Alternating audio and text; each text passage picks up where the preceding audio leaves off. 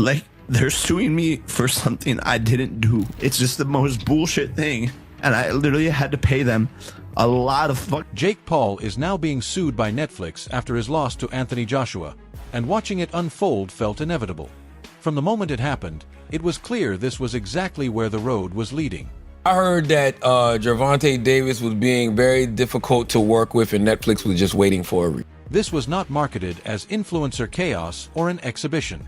It was a Netflix heavyweight event, streamed worldwide, framed as legitimate boxing. Joshua versus Paul. Real arena, real officials, real doctors, real stakes. Yeah, we think he broke his jaw. He's fine. We met with Netflix afterwards. He took a shower. He drove himself to the hospital. A broken jaw is very common in sports, particularly in boxing or MMA, and I think the recovery time from the... Jake entered drenched in confidence. Built different. Fearless. Untouchable. That was the brand and the promise. But across from him stood no novelty opponent. This was a former two-time unified heavyweight champion, an Olympic gold medalist, a man shaped by over a decade of elite-level punishment. Anthony Joshua had survived real heavyweights, not algorithms or thumbnails. Anthony Joshua didn't throw a single straight right hand for 6 rounds. The experience gap was brutal. Joshua carried Olympic pedigree, world titles, championship rounds, and losses that sharpened him. Jake had hype reels, viral moments, and carefully curated matchups. Physically, it was worse. Reach, size, timing, power, composure. Joshua owned all of it effortlessly.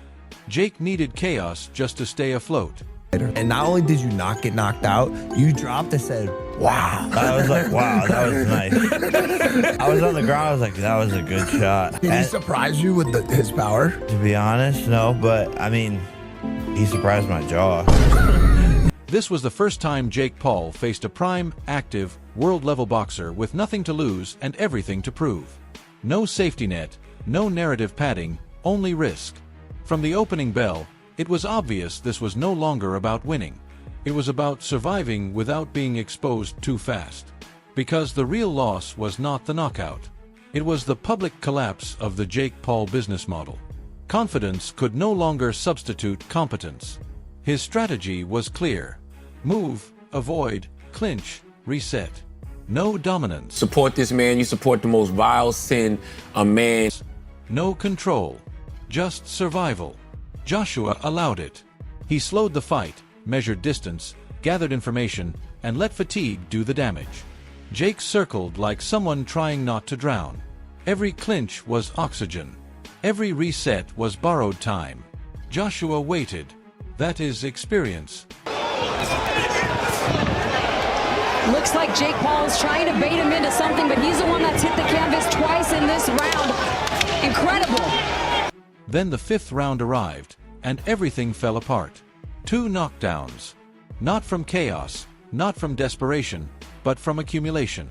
Balance gone. Defense unraveling. Legs stiff. Breathing broken.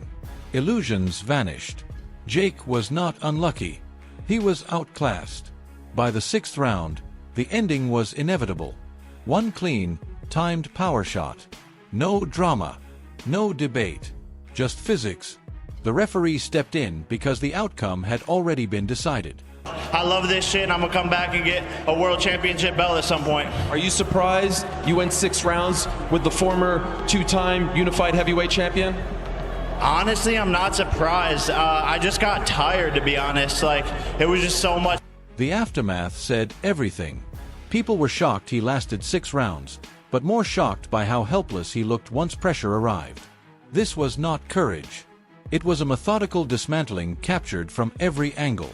The tough talk disappeared fast. Within hours, Jake was transported to a hospital. No speeches. No bravado. Just medical staff and fluorescent lights. A little fucked up, but will you take care of me forever and ever? I started talking crap to AJ at one point. I was trying to get his head. I think I pissed him off. What were you telling him? I was just saying fuck him. The diagnosis was blunt. A broken jaw. Then worse. A confirmed double fracture. Not rumors. Imaging proved it. Recovery timelines stretched 4 to 6 weeks minimum, assuming no complications. That is not cosmetic damage. That is structural injury. Eating becomes difficult. Speaking is limited. Training stops entirely. This is the kind of injury that reshapes careers. Yet Jake tried to spin it. Jokes, captions, social media bravado, turning trauma into content. No reflection, no accountability, just branding. I just pissed him off. Then he broke my brother's jaw. Fuck this jaw, huh? Yeah, oh, he smoked his jaw. Yeah? You don't care though. Jake's having a fucking blast. We'll see him back again for sure? Yeah. That is where it crossed into embarrassment. He lost decisively, then tried to market the consequences. The contrast was jarring. A man selling fearlessness while documenting what happens when hype meets reality. Confidence does not heal fractures. Cameras do not soften impact. Now, you asked me a question. Look, it wasn't the best performance. It wasn't the best.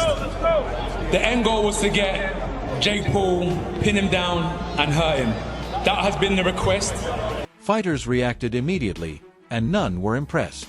The surprise was not that Joshua won, but that he never needed to leave second gear. The consensus was clear. Joshua did not chase.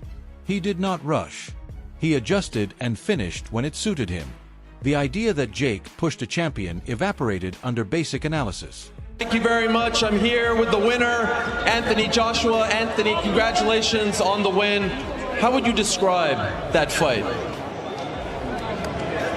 Well, first of all, I want to give love to the crowd, everyone that came out. I really do appreciate everyone in this venue. Then came the money conversation, because it always does.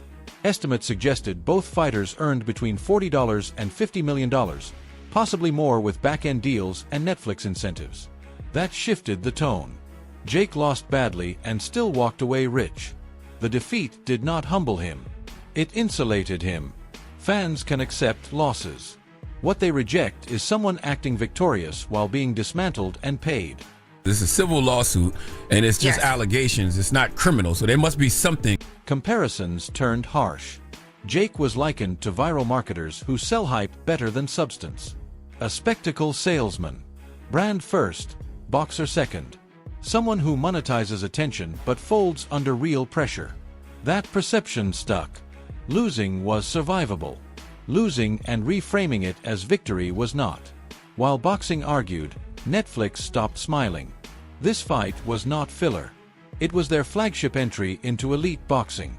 Jake was meant to be the bridge. Because it's a civil lawsuit, and it's just allegations. It's not criminal, so there must be something. Then came the canceled super fight.